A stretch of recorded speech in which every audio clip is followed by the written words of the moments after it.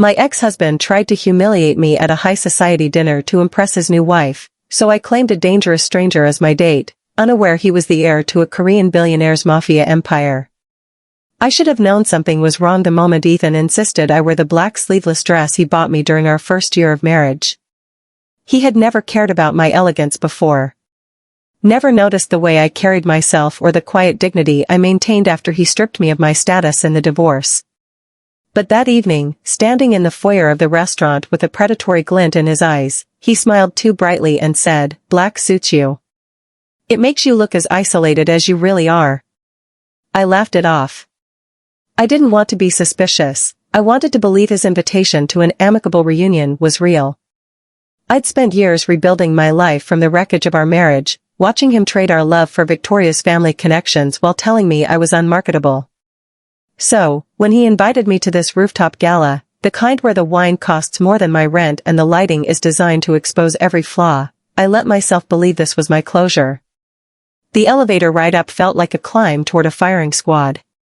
My heart thumped in my ears as the doors opened to a room smelling of expensive perfume and calculated cruelty. Ethan held my elbow as we were guided to a center table perfectly positioned beneath a crystal chandelier, a stage for my public execution. He glanced toward the entrance, and that's when I saw her, Victoria, wearing a gown the color of a victory lap. She froze when she saw me, then whispered something into the ear of a guest that sent a ripple of mocking laughter through the air. I felt a strange tightening in my chest as Ethan stood up, the music softening as he prepared to make me the evening's entertainment. Before he could utter a single word of his planned humiliation, I felt a presence beside me, steady and lethal. A man in a dark suit, his gaze unreadable and locked on mine, pulled out the chair next to me. "Don't look at them," the stranger said, his voice deep and commanding enough to silence the room. "They don't deserve your audience." Somewhere across the table, Ethan's face paled as he recognized the man he had spent his life trying to avoid, Ji-Hoon Kang, the silent enforcer who didn't just attend dinners, he owned them. The rooftop restaurant was a cathedral of glass and ego, where the air smelled of expensive scotch and the kind of perfume that cost more than my monthly rent. I sat pinned between Ethan's mocking laughter and Victoria's sharp, feline smile, feeling the weight of every eye in the room pressing against my skin. My black sleeveless dress, which Ethan had insisted I wear because it made me look isolated, now felt like a shroud. "Oh, Amara," Victoria cooed, swirling her vintage red wine as if she were stirring a cauldron. "It's actually brave of you to show up. Most women in your position, divorced, struggling, and, well, unmarketable, would have hidden away. But here you are, the evening's best entertainment." Ethan leaned back, his tuxedo jacket pulling tight across his broad chest as he let out a sharp, jagged laugh. "I told you she'd come, Tori. Amara always did have a habit of showing up where she wasn't wanted. It's that desperate hope of hers. She still thinks there's a seat at the table for her." I clutched my water glass, my knuckles turning the color of bone. I had come here for closure, for the amicable reunion Ethan had promised in his emails. I had spent years of shared rent and shared excuses building his confidence, only for him to trade me for Victoria's family connections the moment his startup hit the big leagues. I wanted to believe he had a shred of humanity left. Instead, I was the centerpiece of a public execution. "I think I should leave," I whispered, my voice sounding small and broken even to my own ears. "Leave?" Ethan's eyes glinted with a predatory light. "The main course hasn't even arrived. We haven't talked about how you're handling the bills now that the Caldwell name isn't shielding you from reality. Before I take you back to the night my life was torn open, I want to ask you for a small favor. Tell me in the comments where you're watching from. Every city, every country, every quiet room matters to me, because this story was born in silence, and I want to know how far my voice finally travels. If stories about hidden power, betrayal behind closed doors, and women who refuse to stay erased speak to you, please like this video and subscribe. It may seem simple, but it's how stories like this survive, and how truth finds witnesses. What I'm about to share isn't a rumor. It isn't revenge. It's the truth about what happens when the people closest to you turn your home into a stage, your trust into a weapon, and their smiles into masks for something crueler than hate. This is a story about loyalty that was exploited, love that was traded, and evil that didn't come with raised voices, but with charm, laughter, and a hand on my shoulder. This is the story I never imagined would begin in my own life. And once you hear how it started, you'll understand why there was no going back. The table erupted in a ripple of snickering from their high society friends. I felt the familiar, hollow ache of being erased in the shallow end of someone else's life. I looked down at my plate, the crystal chandelier above us blurring as tears threatened to spill. I was cornered, judged, and utterly alone. Then, the air in the room changed. It wasn't a sound, but a sudden, heavy shift in pressure, the kind that happens right before a storm breaks. The mocking laughter at the table died a sudden, clinical death. I looked up, blinking through the haze, and saw the man sitting at the table directly to our right. He hadn't moved a muscle, yet he owned the space. He was East Asian, dressed in a dark suit with an open-collared white shirt that revealed the faint, dark curve of a tattoo climbing his neck, a dragon's tail disappearing into his hairline. His jaw was clenched, his brows drawn tight, and his gaze was fixed on Ethan with a lethal intensity that made the air turn to ice. This was Ji-Hoon Kang. I didn't know his name then, but I knew his power. He was the kind of man who didn't raise his voice because he didn't need to. Ji-Hoon stood up slowly. The rhythmic clinking of silverware in the restaurant ceased entirely. He didn't look at the crowd, he looked only at me, then shifted his gaze to Ethan. "The lady said she wants to leave," Ji-Hoon said. His voice was deep, a low-frequency rumble that seemed to vibrate in the very glass of the table. Ethan's bravado vanished instantly. His face went the color of ash, his mouth hanging open in a silent, panicked "oh." He recognized the man standing over us. Everyone in Seoul's underworld knew that if the Kang family entered a room, you didn't breathe until they gave you permission. I was just joking, Mr. Kang," Ethan stammered, his hands shaking so violently he had to tuck them under the table. "We're old friends. Family, really." Ji-Hoon stepped forward, the distance between us closing in a heartbeat. He ignored Ethan entirely, walking around the table until he was standing directly behind my chair. He placed a hand on my shoulder, not possessively, but with a weight that felt like an absolute shield. His touch was warm, a sharp contrast to the cold, clinical mockery I had been enduring. "Your friends have a very poor sense of humor," Ji-Hoon said, his eyes finally locking onto mine. They were dark, serious, and held a quiet resilience that mirrored the part of me I thought Ethan had killed. "And your family is a collection of ghosts. You don't belong here, Amara." My name on his lips sounded like a vow. I looked at Ethan, who was now trembling, his eyes darting toward the exit. The humiliator had been humiliated without Ji-Hoon even raising a finger. "Stand up," Ji-Hoon commanded softly. I stood, my legs feeling like water. I expected him to lead me out, to drop me at the curb and return to his dark, guarded world. Instead, Ji-Hoon turned back to the table, his gaze sweeping over Victoria and the rest of the witnesses.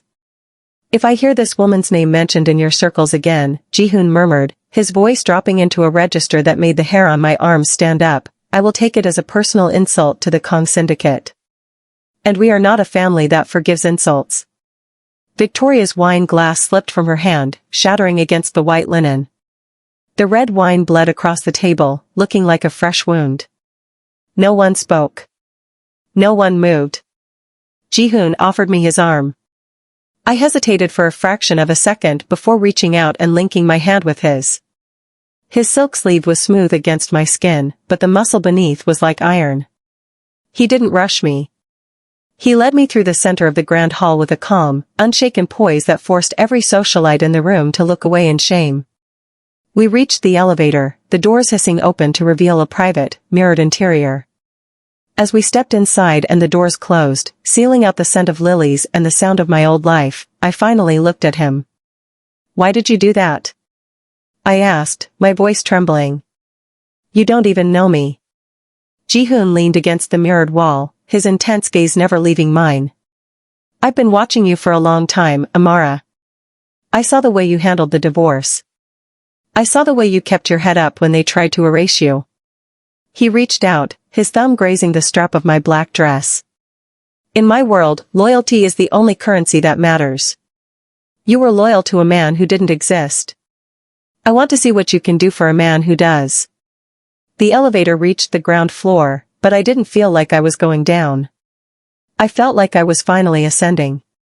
The social trap had been sprung, but the cage was gone. I walked out into the cool night air of the artisan district, no longer the black ex-wife being used for entertainment, but a woman standing beside a king. "Where are we going?" I asked as a black sedan with tinted windows pulled to the curb. "To a place where they can't reach you," Ji-Hoon said, opening the door. "To the fortress. From tonight on, Amara, you aren't just a guest. You're the reason I'm at war." I stepped into the car, leaving the wreckage of Ethan's ego on the sidewalk. I was no longer in the shallow end. I was in the deep water now, and for the first time in my life, I wasn't afraid to drown. I was ready to learn how to swim. The car ride was a blur of rain-slicked pavement and silence so thick it felt like a physical weight pressing against my chest.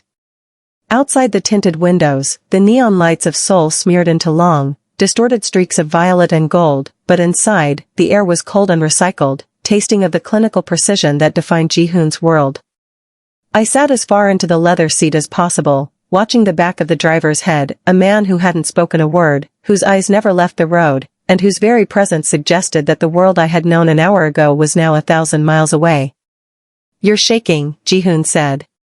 It wasn't a question. His voice was low, a quiet rumble that seemed to vibrate in the floorboards of the car. I looked down at my hands. He was right. My fingers were trembling so violently I had to tuck them under my thighs. The adrenaline from the restaurant was beginning to ebb, leaving behind a cold, hollow terror.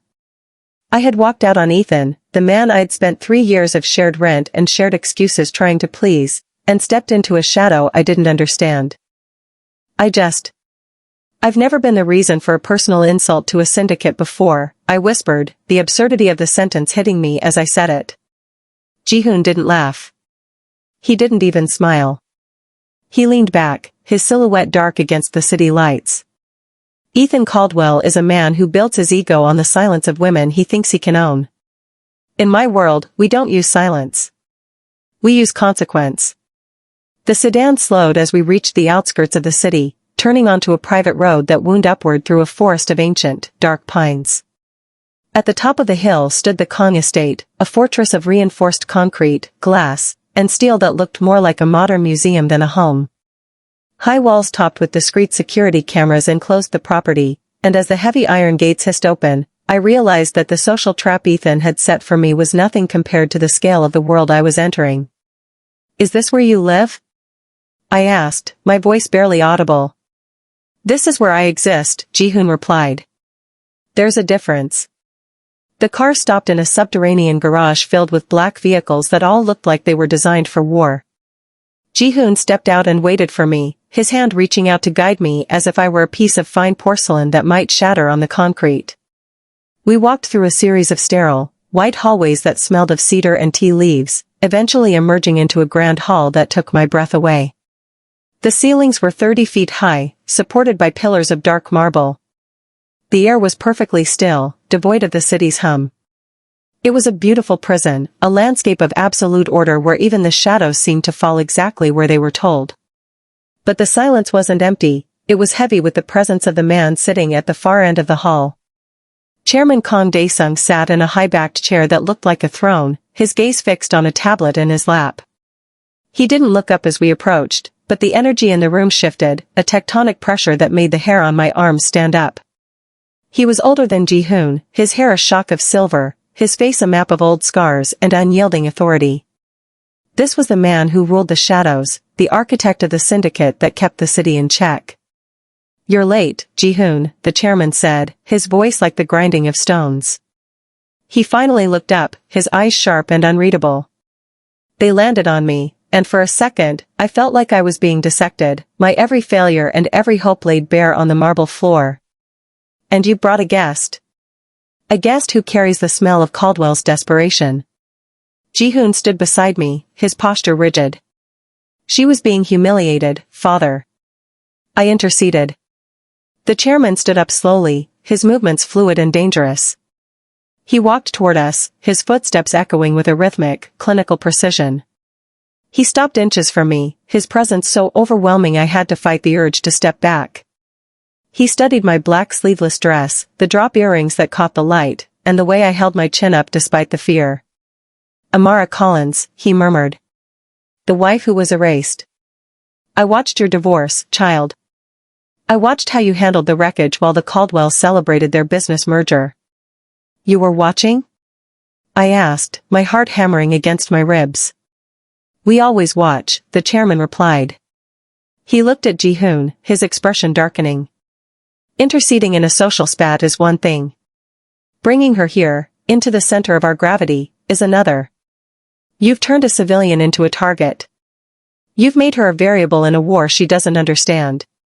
She was already a target, Ji-Hoon countered, his voice dropping into that dangerous register I'd heard at the restaurant. Ethan was using her to prove his status.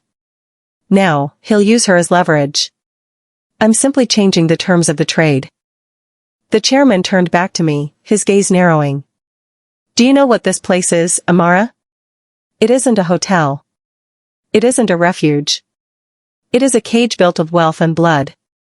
Once you step through those gates, the shallow end of your life is gone forever. You become part of the Kang legacy. And the Kang legacy does not allow for weakness. I looked at the silver-haired man, then at Ji-Hoon. I thought of the rooftop restaurant, the mocking laughter, and the way Ethan had looked at me like I was a disposable commodity. For 3 years, I had lived a half-life, waiting for someone to choose me fully. Now, I was standing in a fortress of monsters, and for the first time, I realized that I'd rather be a target in this world than a ghost in my old one. I'm not weak, I said, my voice steadying. I've survived Ethan Caldwell. I think I can survive a cage. A flicker of something, perhaps amusement, perhaps respect, crossed the chairman's face. He looked at Ji-Hoon and nodded once. She has the eyes of a survivor. But eyes won't save her when the gunfire starts. See that she is trained. See that she understands the dangerous honesty of our world.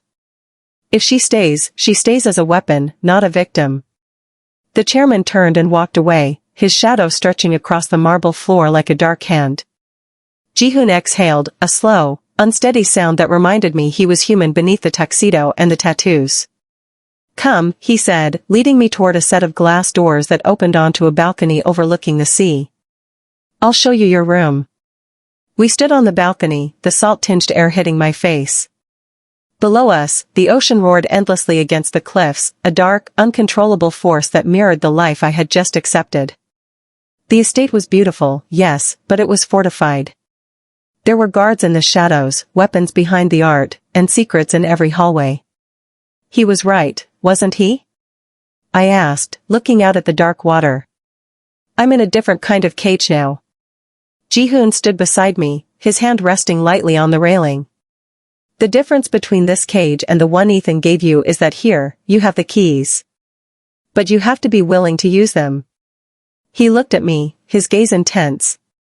My father is right about one thing, Amara. The shallow end is gone. Tomorrow, we start the work. I'm going to teach you how to read a room, how to protect yourself, and how to stand beside power without losing your reflection in it. I looked at the man who had rescued me, the stranger who had become my destiny in a single kiss. I realized then that my amicable reunion was the end of my life as a civilian. I was in the deep water now, and as the wind whipped my braided hair against my cheeks, I knew I wasn't going back. The fortress was mine, the shadows were mine, and for the first time in my life, the choice was mine too. The first few days within the Kang estate were a blur of sensory overload and clinical isolation. I had traded the suffocating social circles of Ethan's world for a silence so profound it felt like a physical weight. Ji-Hoon had kept his promise, I was being refined, but not with the social graces Ethan had demanded. Instead, I spent my mornings in a high-tech gym, learning the geometry of a room, how to spot the exits before the entries, how to read the tension in a man's shoulders before he reached for his belt. By the fourth night, the walls of the beautiful prison began to feel too narrow. Ji-Hoon must have sensed the fraying edges of my composure, because he appeared at my door in a charcoal suit, his expression unreadable. You need to see the city from a different angle, he said. Not as a victim, and not as a guest. As someone who owns the night. We drove into the heart of the artisan district, stopping at a private lounge hidden behind an unmarked steel door. Inside, the air smelled of expensive cedar and tea leaves, a sharp contrast to the stale, desperate atmosphere of the rooftop restaurant where my life had shattered. For an hour, I allowed myself to believe in the illusion of normalcy. We sat in a corner booth, the low-frequency hum of the city vibrating through the glass. Ji-Hoon watched me with an intensity that made the hair on my arms stand up, a gaze that wasn't possessive like Ethan's, but protective, as if he were memorizing the way the light hit my braids. "You're thinking about him," Ji-Hoon murmured, swirling the dark liquid in his glass. "I'm thinking about how much of my life I wasted being a background character in his play," I admitted, my voice steadying. "I'm thinking about the fact that I don't miss the shallow end." Ji-Hoon leaned forward, his eyes dark and serious. "The deep water has its own dangers, Amara. But at least you'll see the shark coming." He hadn't even finished the sentence when the world tilted. It started with a rhythmic, metallic thwack, the sound of a suppressed round shattering the front window. The glass didn't just break, it disintegrated into a million glittering diamonds that rained down on the patrons. The soft music was instantly replaced by the clinical, jagged screams of the socialites. "Get down!" Ji-Hoon didn't shout, he commanded. Before I could process the shock, his hand was on the back of my neck, forcing me toward the floorboards. His body was a wall of muscle and silk over me, a literal shield against the chaos. Through the wreckage, I saw them. 3 men in tactical gear burst through the shattered entrance, their movements synchronized and lethal. They weren't looking for money, they were scanning the room with a singular, predatory focus. They were looking for us. I felt a violent surge of adrenaline, nerves turning into a cold, sharp instinct for survival. Ji-Hoon reached into the small of his back, and the sound of his weapon clearing its holster was the most honest thing I had ever heard. He didn't hesitate. He didn't negotiate. He rose from the booth in a single, fluid motion that reminded me he was a son of a syndicate, not just a man in a tuxedo. The first attacker leveled a rifle toward our corner, but Ji-Hoon was faster. 2 shots rang out, sharp, rhythmic, and final. The man folded like an empty suit, his weapon clattering across the marble floor. "Amara, stay behind me. Don't look at the door." "Look at my heels," Ji-Hoon whispered, his voice as calm as a summer morning despite the gunfire erupting around us. I moved with him, my hands gripping the back of his jacket, my black dress tearing as I scrambled over broken glass. I saw the second attacker dive behind the bar, sending bottles of vintage scotch exploding in a mist of amber and glass. Ji-Hoon didn't stop. He moved with a terrifying, unhurried poise, suppressing the corner with a series of calculated shots that forced the gunman to stay pinned. This was the dangerous honesty the chairman had talked about. There was no mockery here, no social traps, only the raw, cold reality of power. Ji-Hoon transitioned from a protector to a predator in a heartbeat.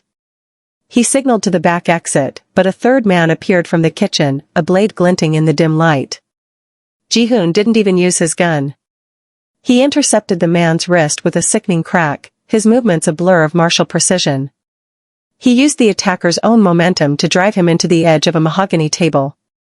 It was over in seconds. The room was silent again, save for the hiss of a broken soda line and the distant, fading pulse of the city's sirens.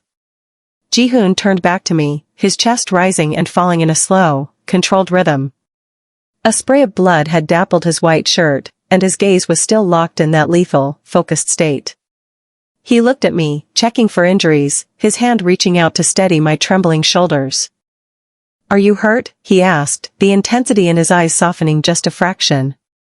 I'm fine," I choked out, my heart hammering against my ribs like a trapped bird. I looked at the men on the floor, the variables the chairman had warned me about. Who were they? "A message," Ji-Hoon said, his jaw tightening. "Ethan Caldwell might have traded you for a merger, but he's currently being used as a tracking dog by my father's rivals. They know you're the only thing I've claimed in years. They think you're my weakness." He led me out the back alley toward a waiting sedan that had appeared as if by magic. As the door hissed shut, sealing us back into the cold, armored silence of his world, I looked at my hands. They were covered in brick dust and a smear of someone else's blood.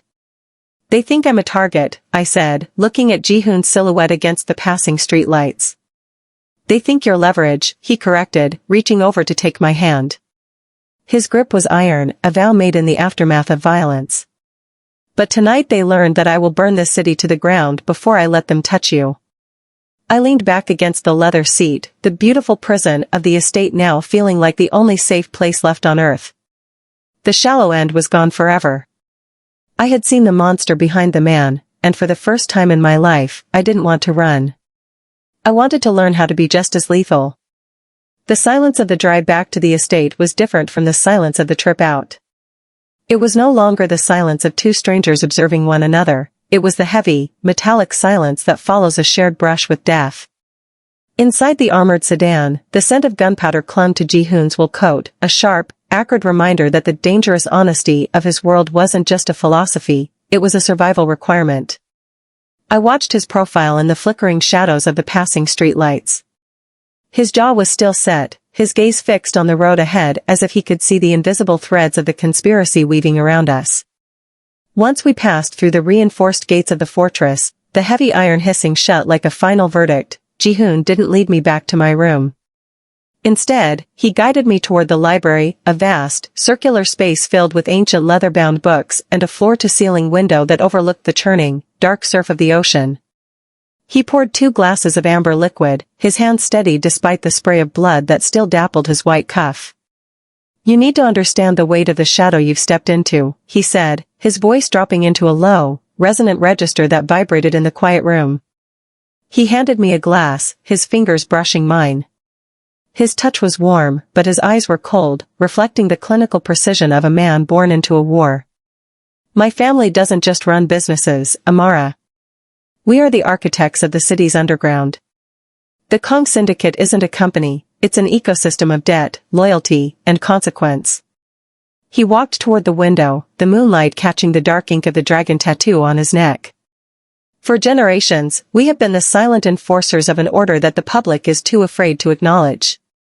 We are the reason the lights stay on in the high-rises, and we are the reason men like Ethan Caldwell think they are safe, until they aren't. I sat in a high-backed velvet chair, the silk of my torn black dress rustling against the fabric. And Ethan? Why was he so desperate to discard me the moment he met your father's rivals? Ji-Hoon turned back to me, his expression tightening into a grimace of distaste. Ethan wasn't just trading you for Victoria's family connections. He was trying to buy his way out of a debt he could never pay. He'd been skimming from our secondary logistics accounts to fund his startup, believing he could replace the money before my father noticed. He was wrong. He leaned against the heavy mahogany desk, his posture a mix of weary grace and predatory alertness. He knew that once the chairman found out, his life was forfeit. So he went to the rival syndicates, the families who have been trying to dismantle the Kang legacy for decades. He offered them the one thing he thought would buy his safety, information.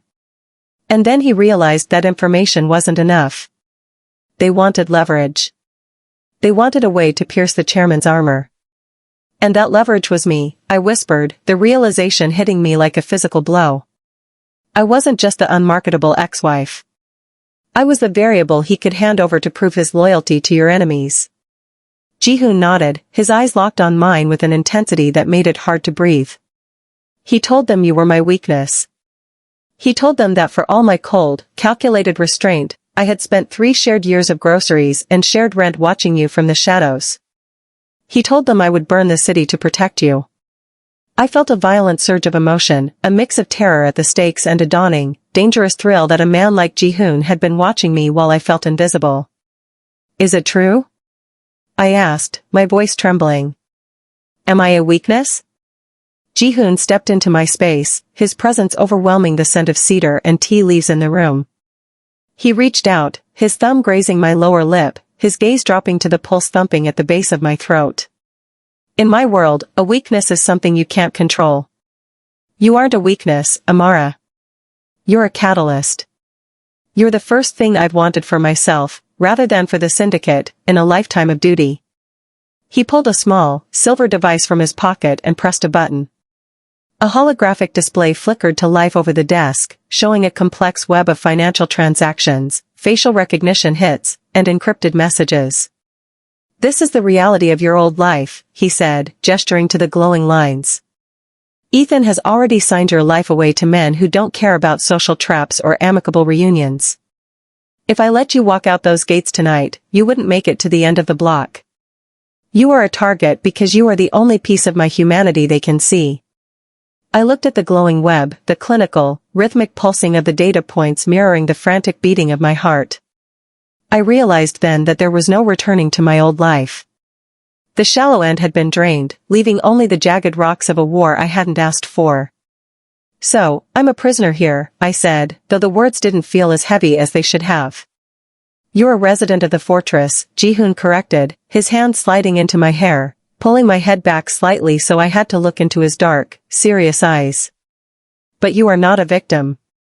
Tomorrow, the chairman will expect you to begin the second phase of your training.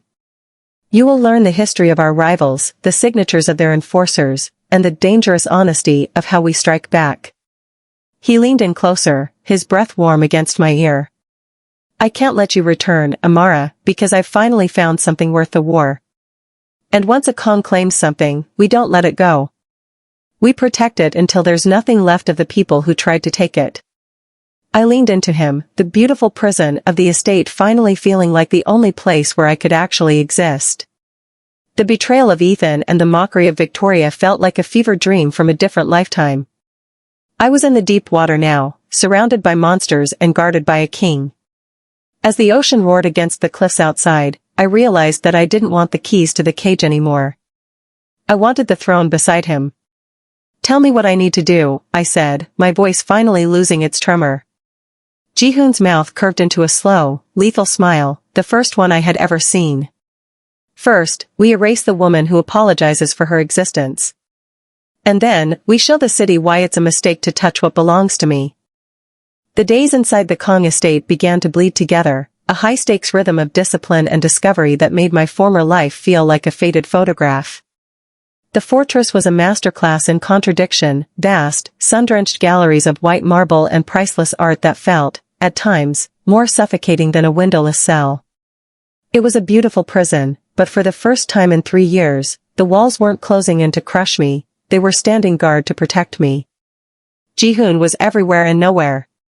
I would catch glimpses of him in the glass-walled strategy rooms, surrounded by flickering monitors and men who spoke in the clipped, clinical tones of soldiers.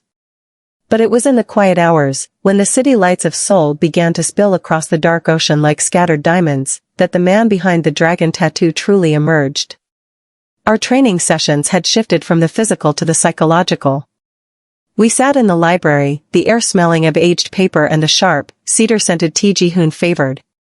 He was teaching me the anatomy of influence, how a single word in the right ear could topple a company, and how silence was often more lethal than a gunshot. "You look at the world as a series of events, Amara," he said one evening, his voice a low vibration in the still air. He was leaning over a map of the city's logistics hubs, his sleeves rolled up to reveal the corded muscle of his forearms. "But in this life, you must see it as a series of debts. Everyone owes something. The trick is knowing who holds the ledger." I watched the way his fingers moved, precise, unhurried, as if he were already playing out the moves of a game I was only beginning to understand. "And what do you owe, Ji-Hoon? You talk about debts, but you move as if you're beholden to no one." He stilled, his gaze dropping to the dark ink on his skin. For a long moment, the only sound was the rhythmic, distant crash of the surf against the cliffs. "I owe a debt to a ghost," he whispered. "My older brother. He was the one meant for the throne. He was the one who believed that power could be wielded with mercy." I felt a strange tightening in my chest, a surge of empathy for the man who appeared so untouchable. "What happened to him?" "The same thing that happens to anyone in this world who forgets that the deep water is full of sharks," Ji-Hoon replied, finally looking at me. His eyes were dark, serious, and held a depth of grief that made my heart ache. He was betrayed by the very men he tried to protect. My father didn't just teach me how to lead, he taught me how to survive the loss. That is why I am cold, Amara. Because warmth is a signature that tells the enemy exactly where to strike. I stepped closer to him, the dangerous honesty of the moment drawing me in. "But you weren't cold at the restaurant.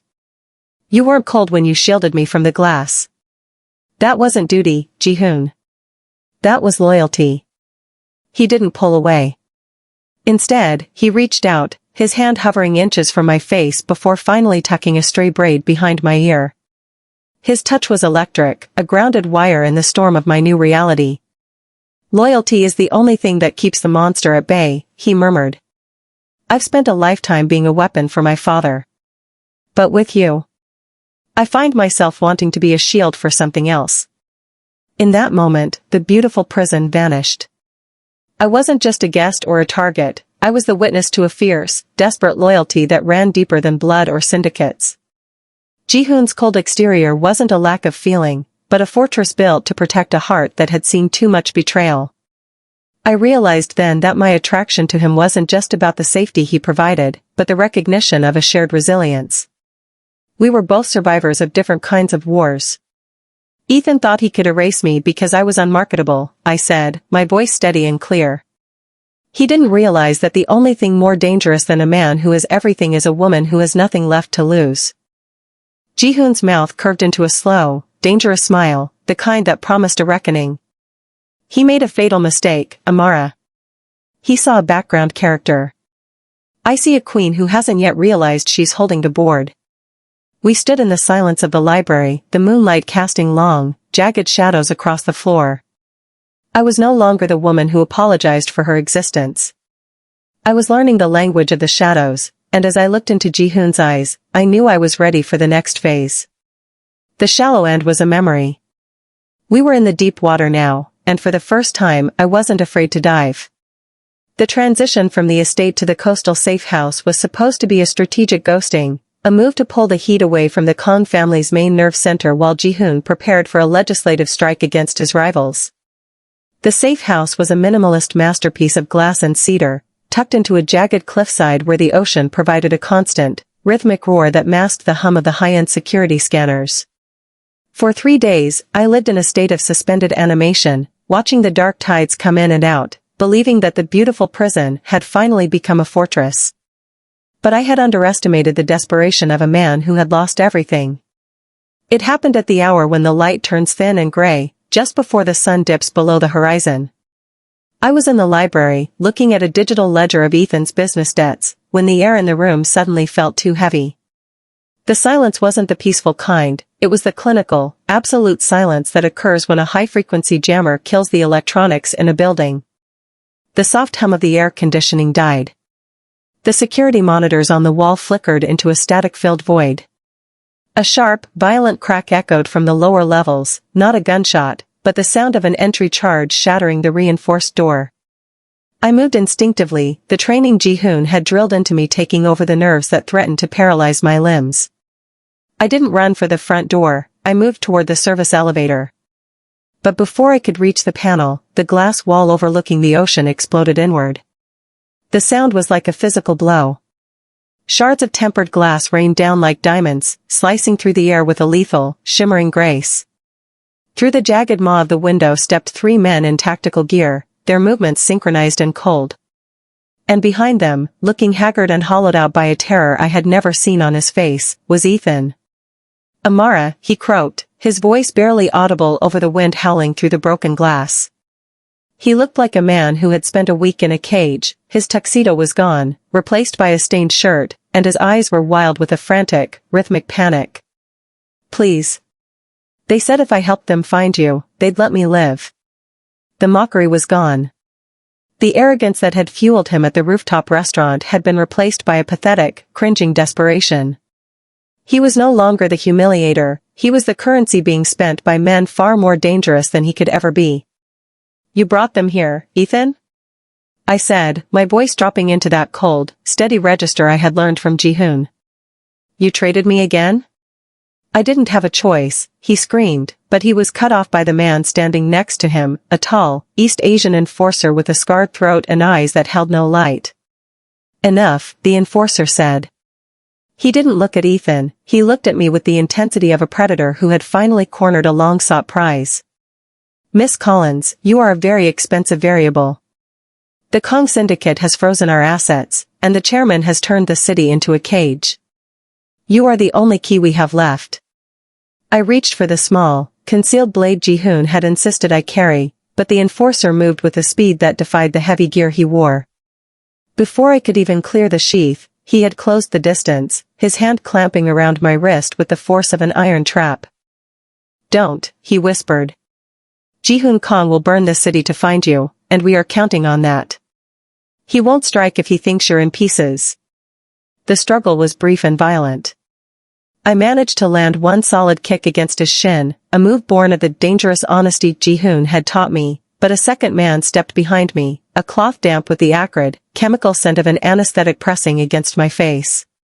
The room began to spin. The roar of the ocean felt like it was inside my head. I saw Ethan's face one last time, a mask of shame and cowardice, as he watched them drag me toward the broken window. I'm sorry, Amara, he whimpered. I wanted to tell him that his apologies were the only things more worthless than his promises, but the darkness claimed me first. When my consciousness flickered back to life, the air was cold and smelled of rust and damp earth. I wasn't in the fortress. I wasn't in the beautiful prison of glass and cedar. I was in a warehouse, the rhythmic dripping of water somewhere in the shadows the only sound in the gloom. I was bound to a heavy metal chair, my black dress torn, the silken mockery of the evening Ji-Hoon had claimed me.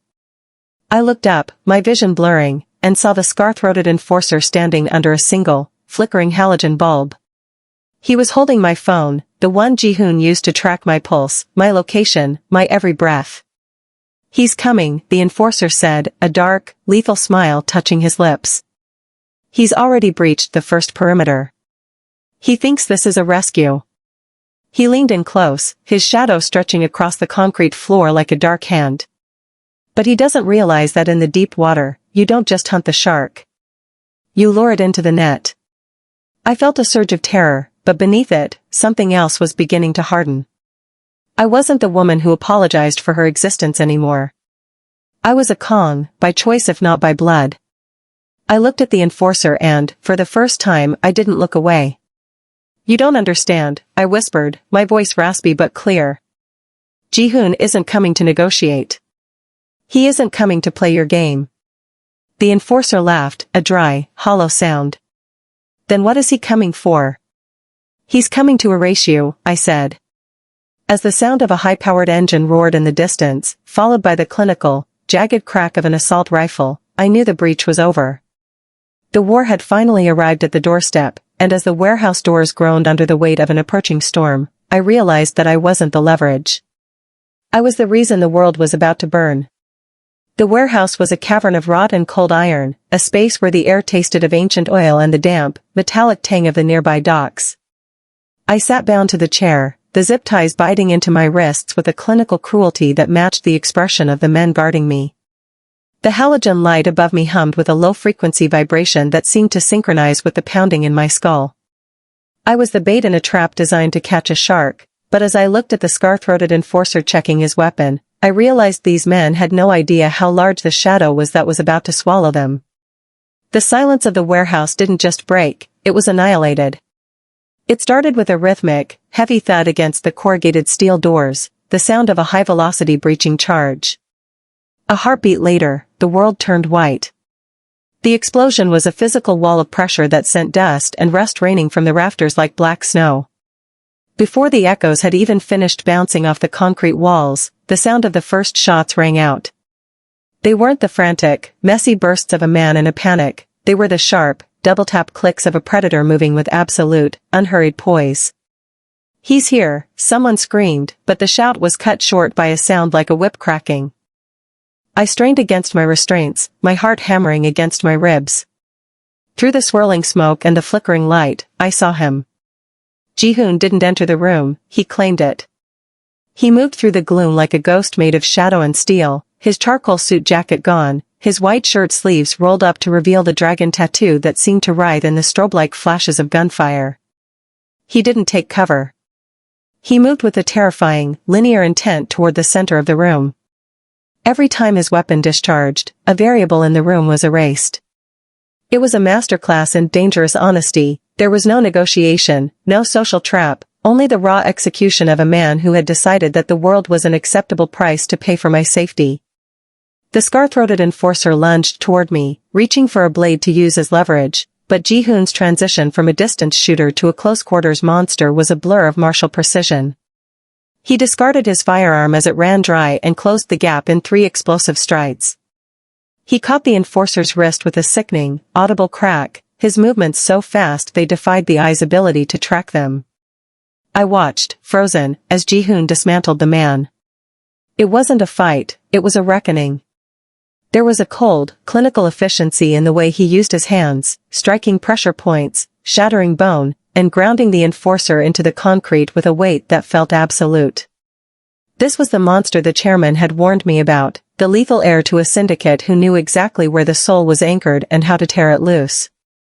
But then, as the last of the guards lay silent in the shadows, Ji-Hoon turned toward me.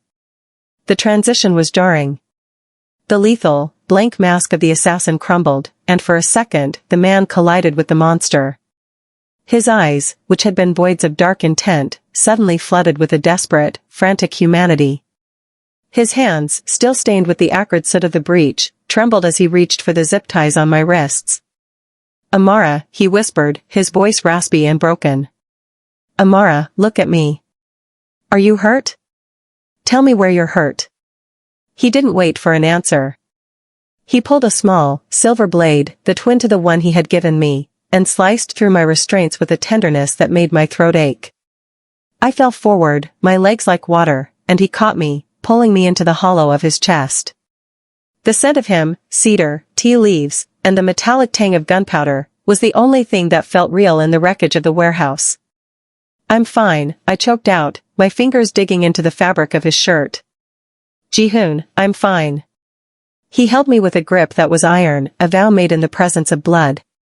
I felt the rhythmic, violent thumping of his heart against my own, a reminder that even a king of shadows could be terrified. He pulled back just enough to frame my face in his hands, his thumbs grazing my cheekbones to check for bruises. "They used Ethan," I said, the words tasting like ash. "He brought them to the safe house." Ji-Hoon's gaze darkened, the monster flickering back to the surface for a fleeting moment. "Ethan Caldwell has spent his last currency, Amara. He is no longer a variable we need to account for." He stood up, lifting me into his arms as if I weighed nothing. As he carried me through the jagged maw of the breached doors, I looked back at the warehouse. It was a tomb of glass and iron, a monument to the mistake of thinking I was a weakness. I saw the black sedans waiting outside, their engines idling in a silent, armored row. Minho stood by the lead car, his face a mask of grim respect as he opened the door. Inside the car, the beautiful prison of the estate felt like it was already calling us back. Ji-Hoon didn't let go of my hand, his grip a grounded wire in the aftermath of the storm. He leaned his head back against the seat, the dragon on his neck glowing faintly in the passing streetlights. "You saw it, didn't you?" he asked quietly, not looking at me. "The man I have to be to keep you." I looked at his hands, the hands that had dismantled men and the hands that had just held me as if I were the most precious thing in existence. "I saw a man who refused to let me be erased," I said, my voice steady and clear. "I saw the only person who ever chose me fully." The car swept away from the docks, leaving the reckoning behind. The shallow end was a memory of a different life. I was in the deep water now, and as I watched the silhouette of the city rise up to meet us, I realized that I didn't fear the monster. I was learning to love him. And more than that, I was beginning to realize that to survive in this world, I would have to become a little bit of a monster myself. The recovery was not a period of rest, but a metamorphosis. The bruises on my wrists from the zip ties faded into thin, yellowing shadows, but the memory of the warehouse remained as a cold, hard stone in the center of my chest. I spent my mornings on the high terrace of the Kang estate, watching the gray mist roll off the ocean, realizing that the woman who had walked into the rooftop restaurant weeks ago, the one who hoped for an amicable reunion, had died in that iron tomb. In her place was someone new, someone whose pulse didn't quicken at the sound of heavy footsteps or the clinical click of a weapon's safety being disengaged. Ji-Hoon no longer kept me in the library or the gym. If the estate was a beautiful prison, he had finally handed me the keys to the warden's office. I was no longer a guest to be protected, I was becoming a participant in the Kang legacy. I began to spend my afternoons in the sub-level command center, a space of glass and flickering data where the dangerous honesty of the syndicate was laid bare. I learned to read the board, not as a series of events, but as a map of human frailty and debt. "You're looking at the numbers, Amara," the chairman said one afternoon, appearing behind me like a ghost in a tailored suit. He didn't offer a greeting. He simply gestured to the glowing screen showing the plummeting stock of Ethan's former partners. "Numbers are just the aftermath. Look at the patterns. See the panic before it becomes a headline." I didn't flinch at his presence. I adjusted the display, zooming in on a series of offshore transfers that looked like a frantic, rhythmic attempt to hide assets. "They aren't just panicking, Chairman. They're looking for an exit. They're trying to move their liquidity into a neutral syndicate in Singapore." The chairman's mouth curved into a thin, unyielding line, the closest he ever came to a smile. "Good. Most people see a cornered animal and expect it to fight.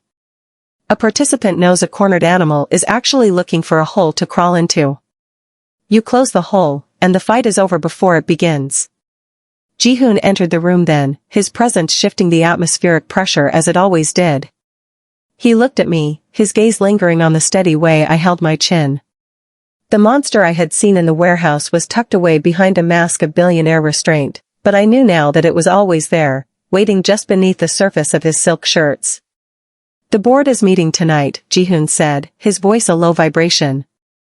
"They want to discuss the collateral damage of the warehouse rescue. They think my focus on you is making the syndicate vulnerable." "Vulnerable?" I asked, stepping away from the console. I felt a surge of adrenaline, but it wasn't the frantic nerves of a victim. It was the calculated chill of someone who had learned that in this world, reputation was the only shield that never broke. Let them think that. Vulnerability is a social trap they're walking into. Ji-Hoon walked toward me, his hand finding the small of my back, a touch that was no longer just a shield, but an alliance. They expect a maid who got lucky. They expect someone who will stay in the shadows while the men discuss the ledger. "Then let's show them the Shadow Queen," I replied. That evening, I didn't wear the black sleeveless dress Ethan had chosen for me. I chose a tailored suit of deep, midnight navy, a color that suggested authority without the need for a spectacle. My hair was braided back into a sleek, armored crown. As I walked into the boardroom beside Ji-Hoon, the silence that greeted us wasn't just respectful, it was wary. 12 men sat around a table of dark mahogany, their faces maps of long-held power and lethal secrets. They were the architects of the city's underground, and they looked at me with the same clinical detachment they used for an underperforming asset. "The chairman's heir has a new shadow," one of the elders remarked, his voice like dry parchment. "But shadows don't contribute to the treasury, Ji-Hoon. They only consume resources." I didn't wait for Ji-Hoon to defend me. I stepped forward, placing my hands on the edge of the table, feeling the cold, polished wood beneath my palms. I looked at the elder, meeting his gaze with a quiet resilience that made him blink. "You're concerned about resources?" I asked, my voice steady and clear, echoing with the authority I had absorbed from the halls of the estate. "Then perhaps you should explain why the logistics hub in Incheon has been leaking 3% of its volume to a ghost contractor for the last 6 months. Or why the elder's personal accounts show a sudden, rhythmic influx of currency every time the Lee family loses a shipping lane." The room went deathly silent. Ji-Hoon leaned back, his eyes dark and serious, a flicker of pride dancing in the depths of his gaze. The elders shifted, their billionaire armor finally showing a crack. I wasn't reciting a script, I was wielding the information I had spent the last week masterfully extracting from their own ledgers. "I'm not a shadow," I said, leaning in until I could see the sweat on the elder's brow. "I'm the person who has been watching the people you thought were invisible.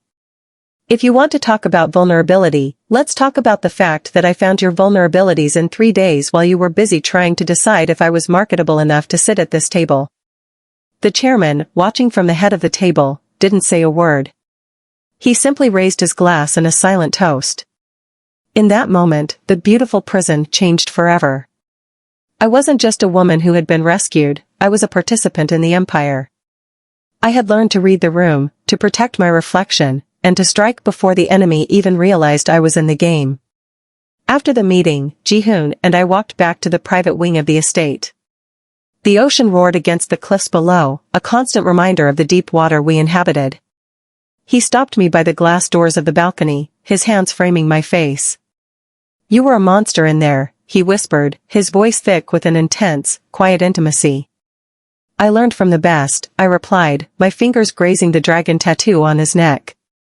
I looked out at the city lights, no longer a victim of its social traps, but a player in its shadows. I had survived the divorce, the warehouse, and the betrayal of a man who thought I was a background character. I was the Shadow Queen now, and as the wind whipped my hair against my cheeks, I realized that I didn't just belong in the deep water. I was the one who was beginning to control the tides.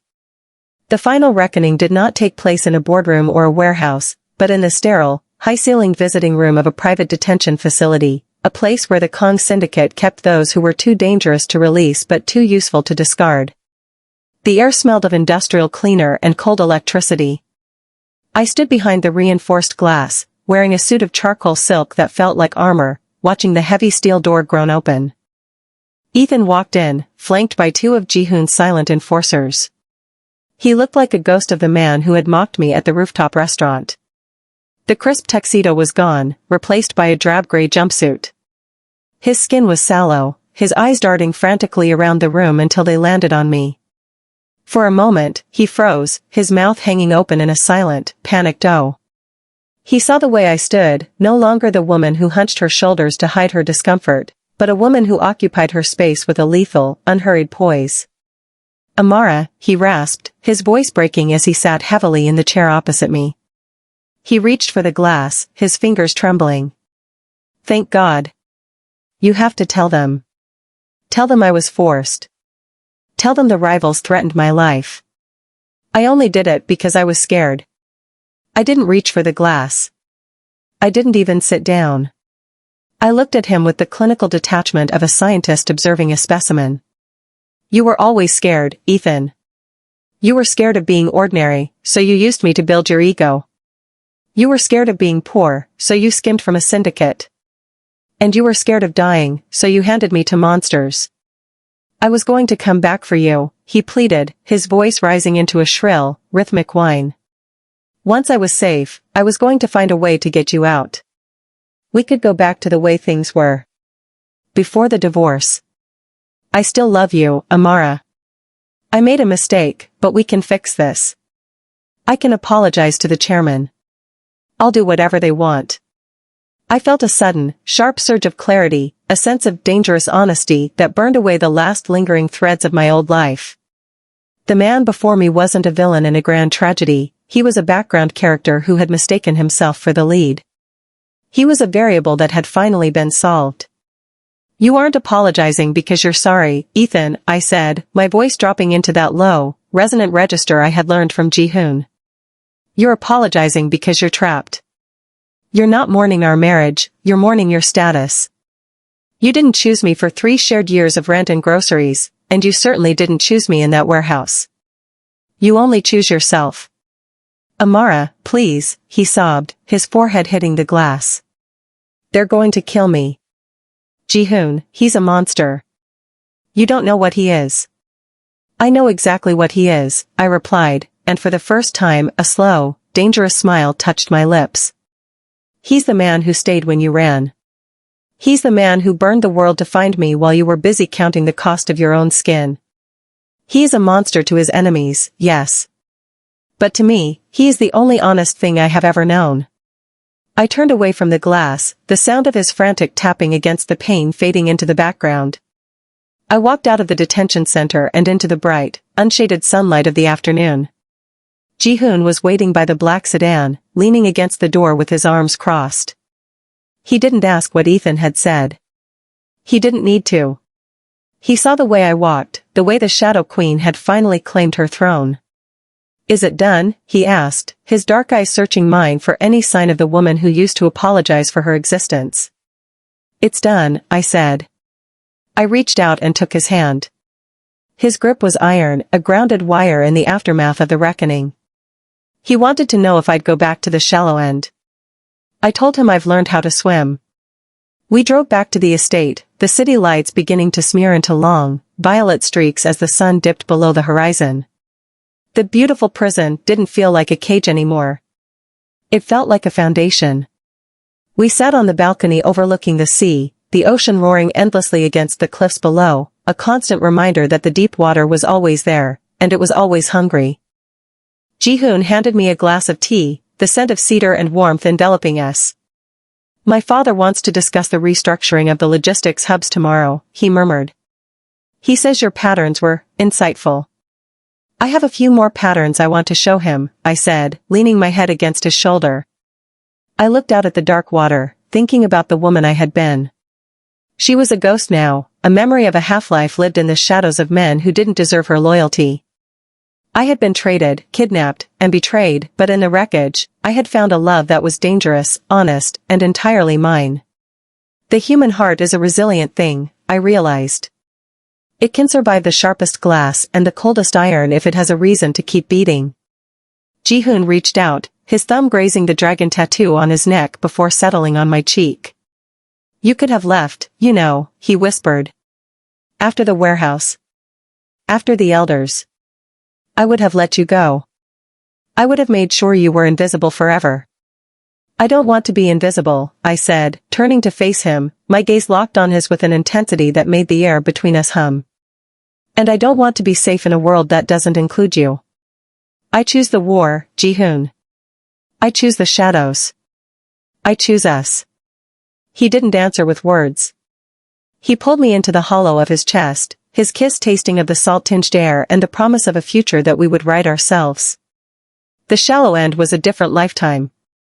We were in the deep water now, and as the moon rose over the fortress, I realized that I wasn't just surviving. For the first time in my life, I was finally, dangerously, alive. Ethan was a ghost. Victoria was a headline. But I was the Shadow Queen, standing beside a king, and the world was finally beginning to realize that the Kang Syndicate didn't just have an heir, it had a heartbeat.